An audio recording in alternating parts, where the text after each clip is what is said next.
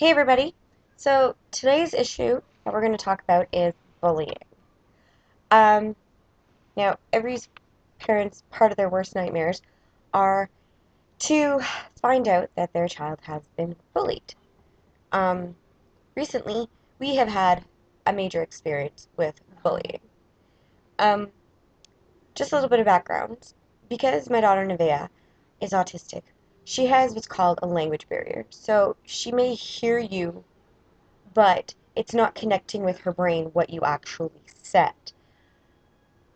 That's the input. The output is that because she doesn't hear the way we speak, she doesn't speak the way we do.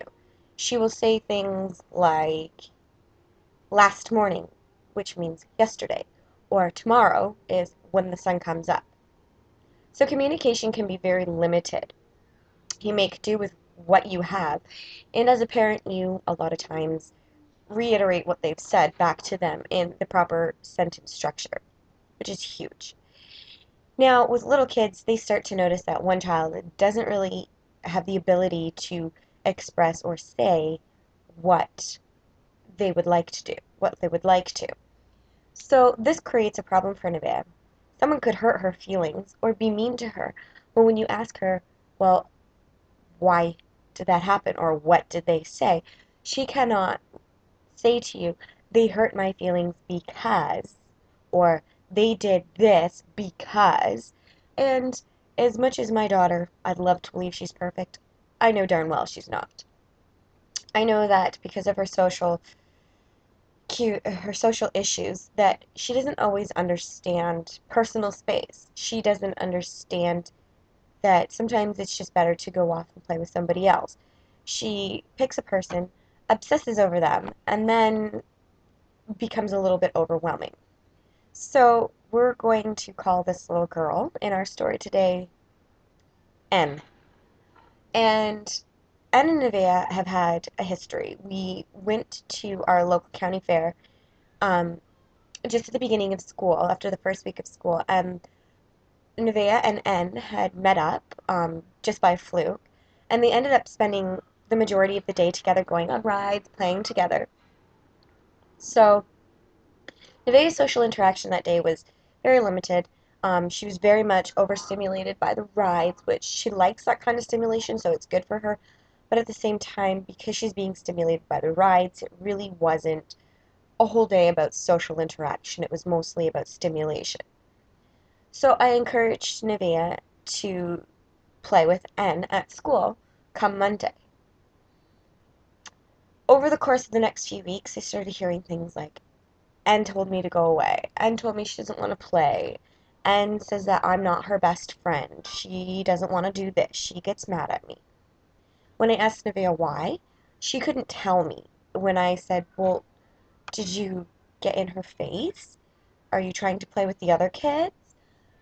She really wasn't answering me. So my guess was that she really wasn't trying to play with anybody else, that she was really fixating on N. About the end of middle to end of November, we started having problems on the bus home. Um, N was spitting and saying mean things to Nevaeh. Now, things like, I don't like you, you're dumb, you're an idiot. All these kinds of words were flowing out of this child's mouth, plus the spitting. So I realized that my child is not perfect, but at the same time, it's my job to advocate and protect my child.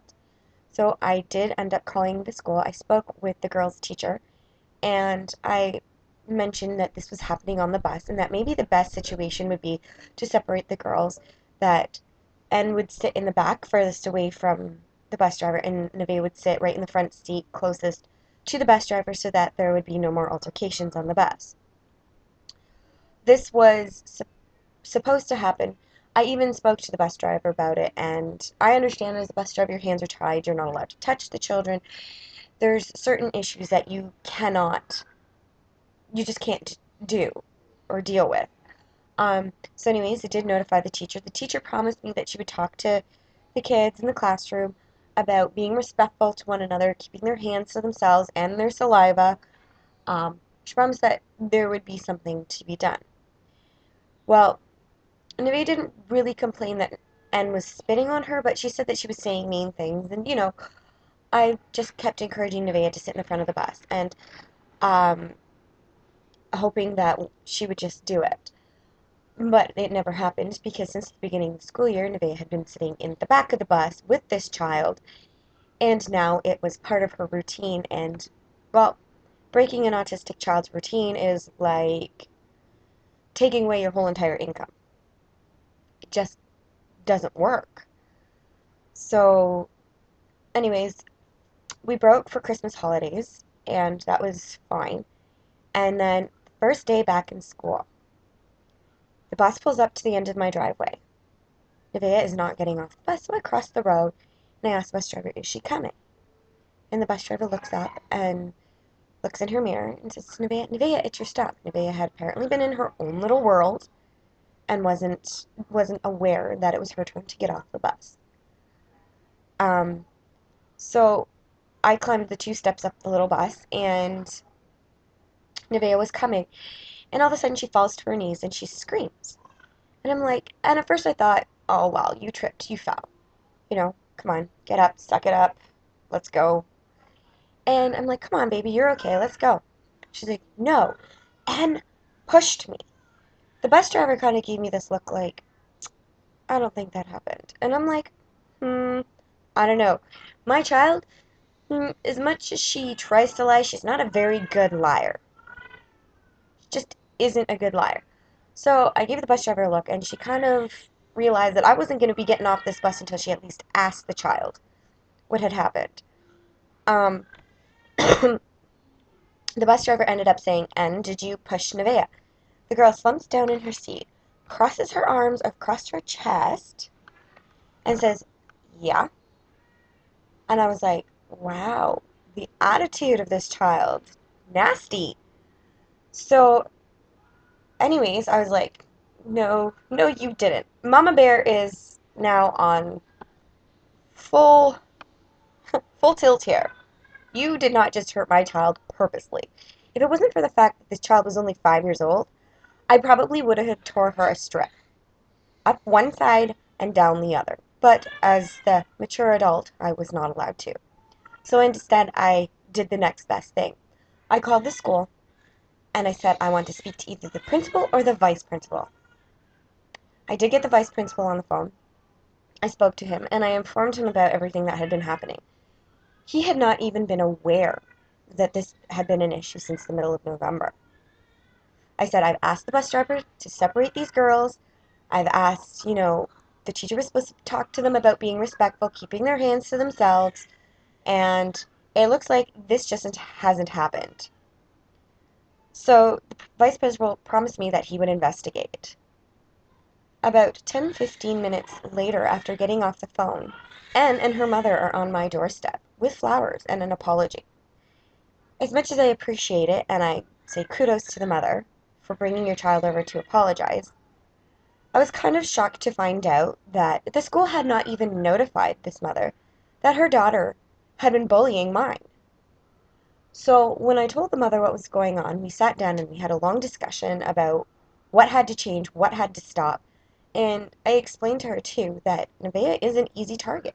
She really is an easy target because she does not have the ability to communicate to you exactly what happened. She cannot express feelings when she is super upset or anything like that. So I explained to the mother why she was an easy target and how we were going to stop this. The next day, I called the vice principal and I said, those girls need to be separated on the bus. Otherwise, one of them is not allowed on the bus, and for sure it's not going to be my child because she isn't doing anything wrong. They did end up separating the girls on the bus, and so far we have not had any more issues. Although the change in Nevaeh's routine meant that I did have to go pick her up that day from school because she did end up banging her head on the window of the bus, refusing to sit in her seat with the seatbelt on. Which is a pretty traumatic experience in and of itself for her, not so much me, but for her. Now, the reason why I'm telling this story is that bullying happens all the time. Bullying happens to those who are different, who don't fit into this little box that we make for ourselves. I just want people to be aware that bullying has to stop, and it stops here. It stops with parents talking. It stops when a child knows that what they are doing is wrong. When a child understands that there is going to be consequences to my actions, the bullying stops. Please help to prevent bullying by making other people aware of situations that are happening in and of themselves. Maybe on the bus, maybe in your school, maybe even on the playground. Thanks for listening, YouTube, and stay tuned in.